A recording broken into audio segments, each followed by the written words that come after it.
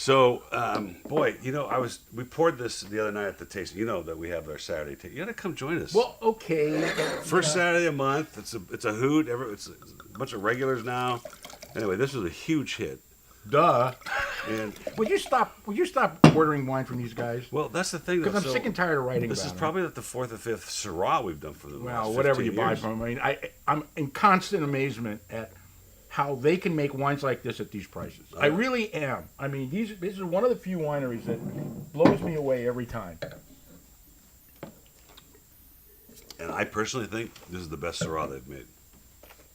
It's got balance, it's got acid, it's got fruit, it's got complexity. Yeah, well, I was just going to ask if it was 2015, and that's the vintage. It's not a punch in the mouth, with blueberries. It's just really well made. I still don't understand it. I mean, I understand the reason for the label, but I was a pyro as a kid too. I almost burned the house down twice. I only almost burned the house down once, but my brother helped, so.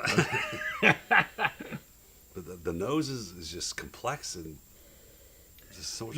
I tell you, you know how much I love Syrah, almost as much as I love Chardonnay, but I've loved every one of their Syrahs. Now, I would guarantee you, even though I don't think it says so, I would guarantee you it's not 100% Syrah. Some of their Tempranillo or something. Or their big Grenache in there, because it has that kind of cranberry-ish sort of Grenache taste. They do grow a lot of not unusual varietals, but varietals in large quantities that aren't grown in large quantities in other districts. Mm-hmm. Which I'm not sure why. They sell most of their grapes to other wineries, first of all. I spoke to her today, Gigier. Oh, really? Yeah. Well, I'll tell you, they are, besides making great wine, they are probably two of the smartest, well, three, that's his brother too, people in the wine business. They really know how to do it right. I mean, Every bottling, they have a blend that I really like, and they don't sell it under the Matchbook label. Mm-hmm. They sell it in shiners, unlabeled bottles. We're buying it. It's going to be Hermosa Reserve. It's really good. And she sent me a fresh sample down tonight, so we can get it tomorrow. But I didn't even notice this on the UPC code. There's a flame coming up. I thought it was like ink, like a mistake. This is a 97 for me. I'm right with you. I mean, really,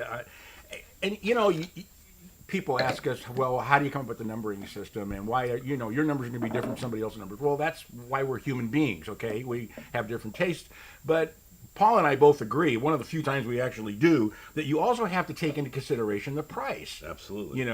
Now, not if you're talking first growth Bordeaux's and Burgundies and, big deal California Cabernets and stuff like that.